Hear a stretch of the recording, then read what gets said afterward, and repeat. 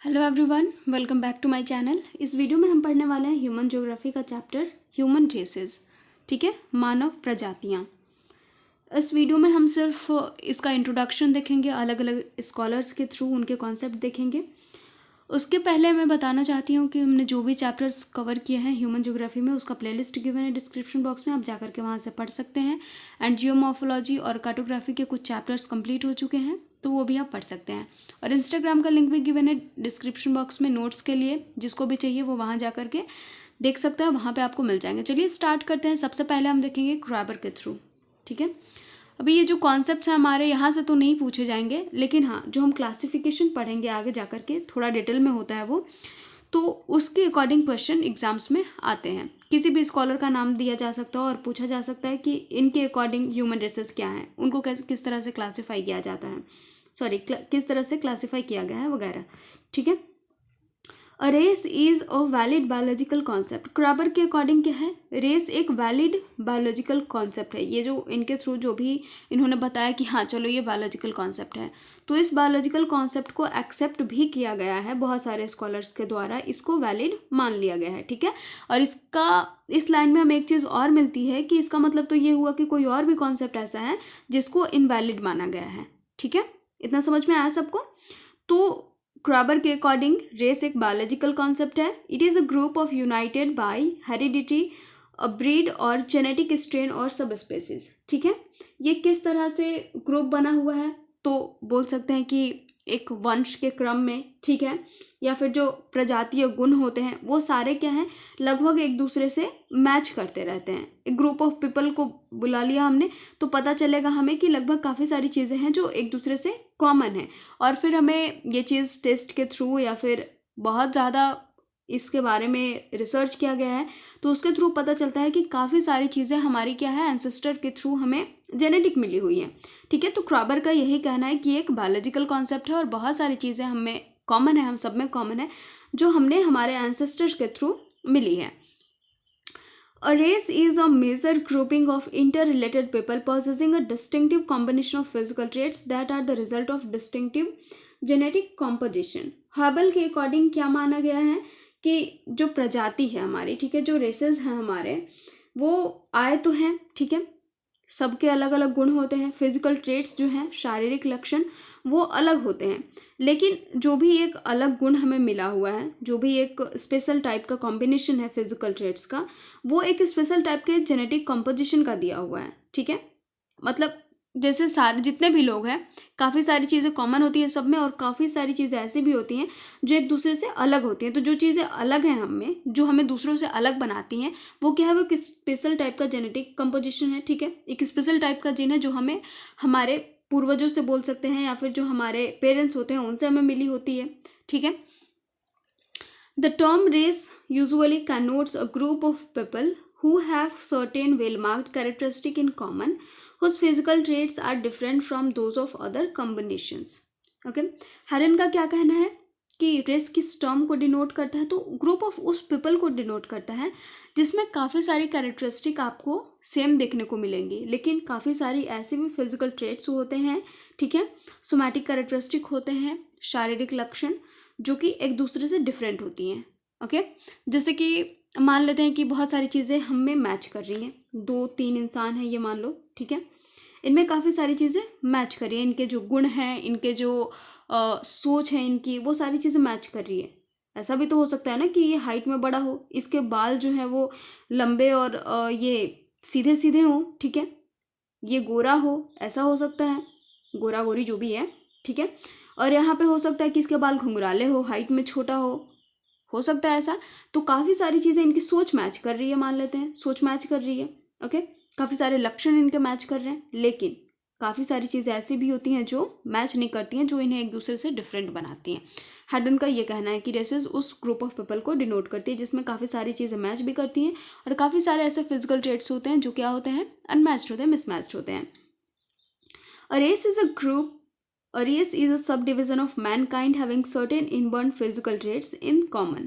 ठीक है, अब ये जो गोल्डन विजर है हमारे, उनका क्या कहना है कि रेस एक सब डिवीज़न है, किसका सब डिवीज़न है? तो मैनकाइंड का सब डिवीज़न है, जिसमें जो फिजिकल ट्रेट्स होते हैं वो कॉमन उनके एंसेस्टर्स के थ्रू, पूर्वजों के थ्रू मिले होते हैं, ठीक है, या फिर पैतृक होती है, ऐसा हम बोल सकते हैं। We understand race to mean classification on somatic characteristic affecting either the morphology or the physiology of human body. ब्लैश का क्या कहना है? ब्लैश का ये कहना है कि जो मानव प्रजाति है, ठीक है, जो ह्यूमन बींग का रेस है, उसका वर्गीकरण, उसका क्लासिफिकेशन किस तरह से किया गया है? तो उसका क्लासिफिकेशन किया गया है उसके मॉर्फोलॉजी पे, उसकी जो शारीरिक आकृति है उस पे, और जो उसके शारीरिक लक्षण है उस पे, ठीक है, उस पर डिपेंड करता है ह्यूमन बींग का, ह्यूमन रेसेस का क्लासिफिकेशन। क्लियर हो गया यहाँ तक सबका? अब देखो, बार बार मैं एंसेस्टर्स जब बोल रही थी कि हमें जो जिन है वो एंसेस्टर्स के थ्रू मिले होते हैं, लाइक हमें तो हमारे पेरेंट्स के थ्रू मिले होते हैं, लेकिन जो ये पूरा का प्रोसेस चलता आ रहा है, तो ये पूरे प्रोसेस में, ठीक है, अभी पहले हमारे पेरेंट्स थे, फिर उनके पहले पेरेंट्स होंगे, फिर उनके पहले उनके पेरेंट्स होंगे, तो ये काफ़ी लंबा प्रोसेस है। तो इस प्रोसेस में जो काफ़ी सारे ऐसे गुण होंगे जो चेंज हुए हैं, ठीक है, ऐसा नहीं है कि जैसे हमारे पूर्वज होंगे बिल्कुल हम सेम टू सेम वैसे ही हैं, ऐसा बिल्कुल भी नहीं है, ठीक है। तो काफ़ी सारी चीज़ें चेंज होती हैं और काफ़ी सारी चीज़ें ऐसी होती हैं जो स्टार्टिंग से चली आ रही हैं। थोड़े बहुत चेंजेस हो जाते हैं, लेकिन काफ़ी सारी चीज़ें ऐसी भी हैं जो कि स्टार्टिंग से चली आ रही हैं, ठीक है। इसलिए यहाँ पे बोला जा रहा है कि इनबॉर्न फिजिकल ट्रेट्स हैं, ओके, या फिर बायोलॉजिकल कॉन्सेप्ट इसीलिए माना जा रहा है। अब हम आगे देखेंगे, characteristic features of races are as follows. A race is a biological concept. Biological concept जहाँ भी आएगा आपको याद रखना है, सारे स्कॉलर्स का तो लगभग यही मानना है, लेकिन एकदम डायरेक्टली जिन्होंने कहा है वो कौन थे? क्रॉबर थे हमारे, okay. It has nothing to do with religion, nation, caste and language and etcetera, ठीक है।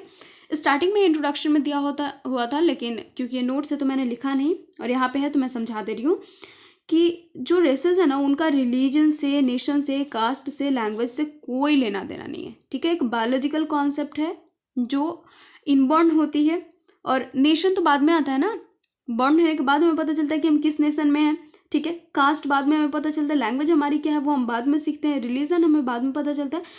तो हमारे रेसेस का ये जो प्रजातियाँ, ह्यूमन प्रजातियाँ, उनका इन सब से कोई लेना देना नहीं है, ठीक है।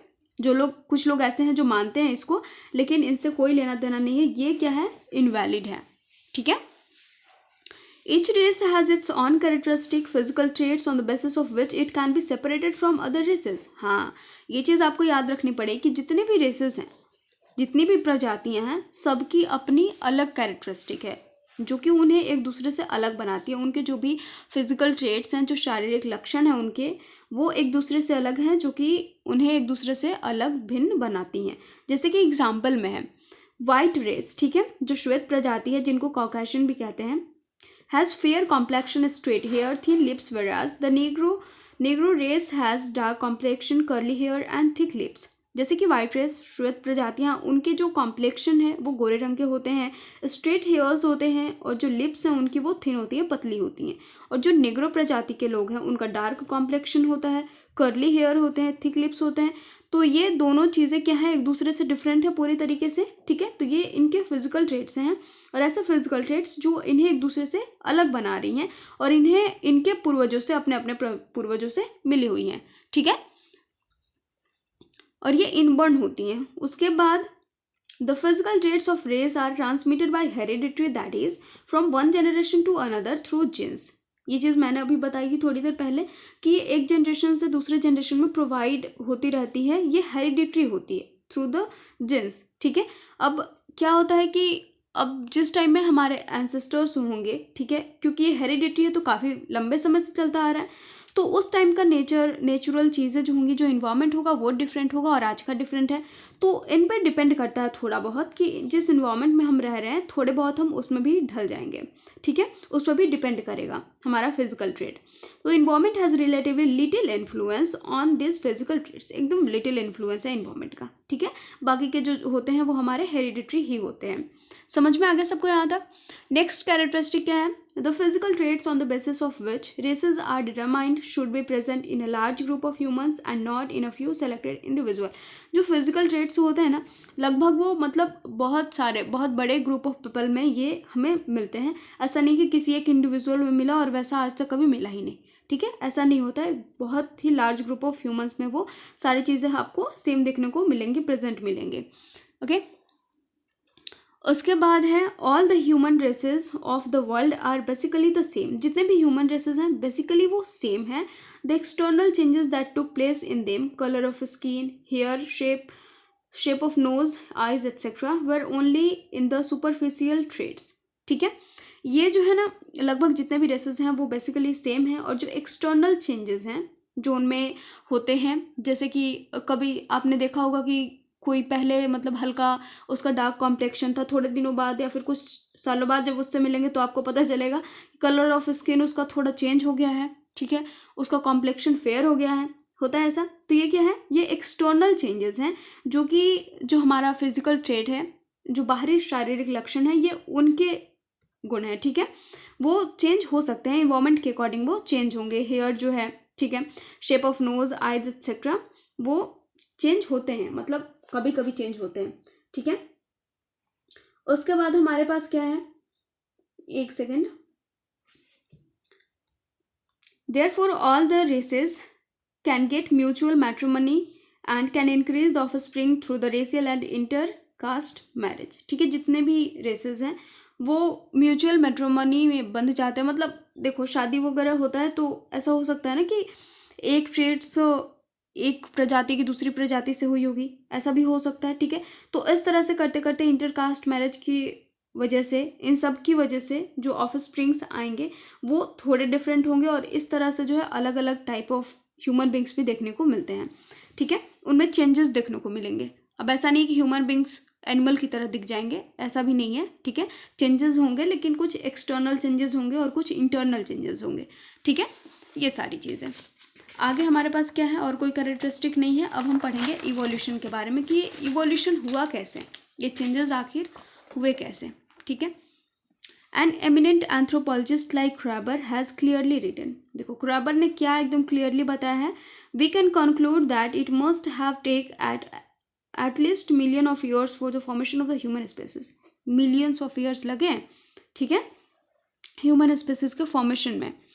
What factors cause them to differ, on which part of the earth each acquired its characteristic, how they further diverged, what elements united them, and how the different races remixed, all these subjects are still incompletely answered।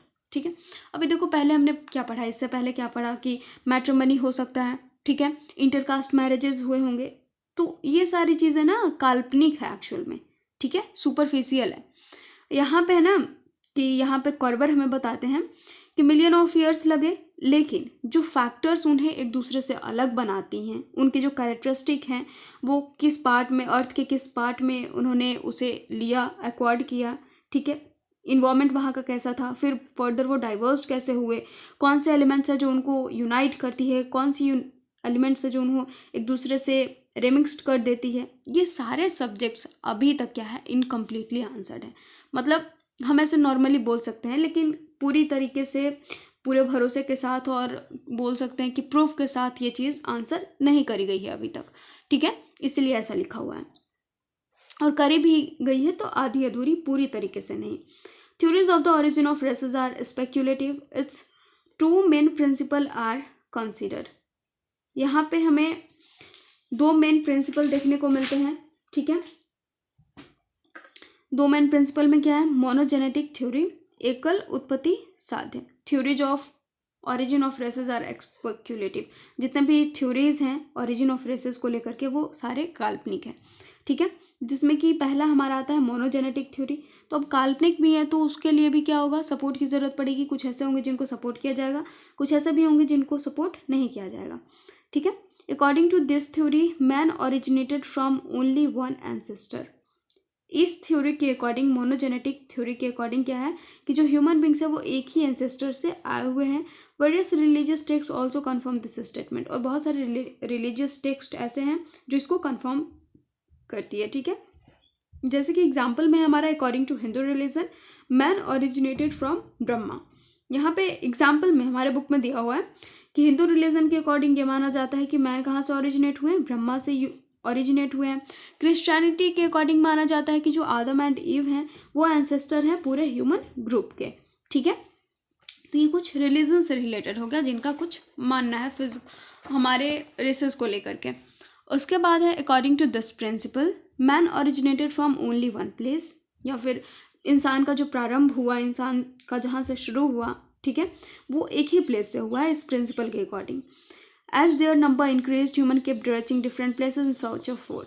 अब एक जगह से वो दूसरी जगह क्यों गए होंगे आखिर, तो इन सर्च ऑफ फूड, ठीक है, फूड की तलाश में वो एक जगह से दूसरी जगह गए होंगे, लेकिन उनकी जो उत्पत्ति हुई है वो एक ही जगह से हुई है। Gradually they moved away and the time came when the relation of human groups with their place of origin almost ended and they started living separately in different geographical environments। अब वो एक जगह से दूसरे, जैसे कि यहाँ पे इवोल्यूशन हुआ, यहाँ पे इनकी प्रजातियाँ जो है बढ़ी, ठीक है, लोग यहाँ पे बढ़े, इंक्रीज हुए। अब इंक्रीज होंगे तो यहाँ पे इतना फूड तो है नहीं कि वो सारे लोग ही खा सके, तो कोई इधर गया, कोई उधर गया, कोई उधर गया, कोई इधर गया, ठीक है। यहाँ का इन्वायरमेंट कुछ और, यहाँ का कुछ और, यहाँ का कुछ और, यहाँ का कुछ और, ठीक है। तो अलग अलग इन्वायरमेंट में रहेंगे तो उस इन्वायरमेंट के अकॉर्डिंग भी तो चेंजेस आएंगे ना उनमें।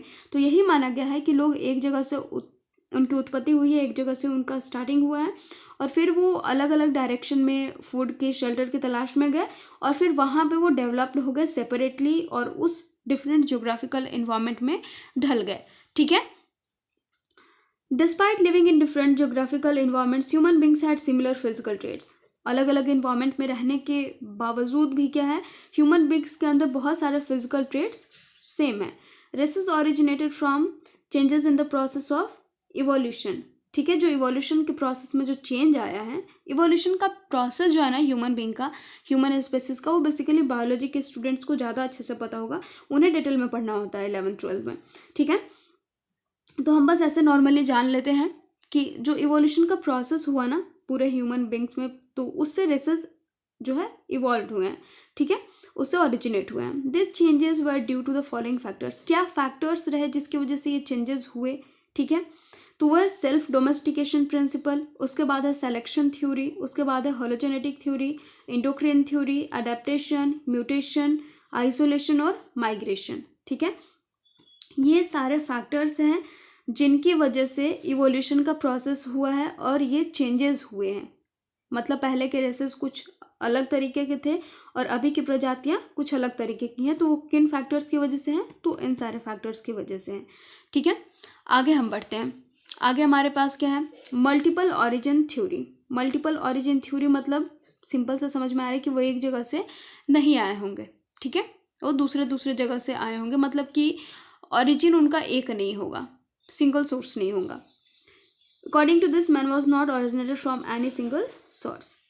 Supporter of this theory also say that 3 major race of humans have originated separately from different ancestors। यहाँ पे इनके सपोर्टर क्या कहते हैं कि जो 3 मेजर रेसेस हैं ना ह्यूमंस के, 3 प्रजातियां हैं बड़ी बड़ी, वो अलग अलग 3 एंसेस्टर्स से आई हुई हैं, उनसे ओरिजिनेट हुई हैं, ठीक है, कोई एक एंसेस्टर से ओरिजिनेट नहीं हुई हैं। There has been strong opposition of this theory and there is no scientific evidence in this favor। इस फेवर में कोई भी साइंटिफिक एविडेंस नहीं मिला है, इसलिए बहुत ज़्यादा स्ट्रांगली इसको, ठीक है, अपोज किया गया है। This principle is against the test of modern age. Modern age में जो भी टेस्ट्स हुए हैं उनके अगेंस्ट ही गया है प्रिंसिपल, ठीक है। मतलब इस प्रिंसिपल को सपोर्ट करने के लिए कोई भी हमें एविडेंस नहीं मिला है। None of the anthropologist, zoologist and sociologist are ready to accept this. और जितने भी हमारे एंथ्रोपोलॉजिस्ट, जूलॉजिस्ट, स्कॉलर्स हैं, उन्होंने भी इसे एक्सेप्ट करने से मना कर दिया, उन्होंने भी एक्सेप्ट नहीं किया है, ठीक है। तो ये हो गई थ्योरी के बाद। अब जो भी हैं फैक्टर्स जितने भी हैं, ठीक है, जो कि इवोल्यूशन ऑफ रेसेस में बहुत ज़्यादा योगदान जिनका रहा है, ठीक है, उन सब के बारे में हम अच्छे से डिटेल में नेक्स्ट वीडियो में कवर करने वाले हैं। सो आई होप आपको समझ में आया होगा, और समझ में आया होगा तो प्लीज़ कमेंट सेक्शन में ज़रूर बताइएगा, and please don't forget to like, comment, share and subscribe. Thank you so much.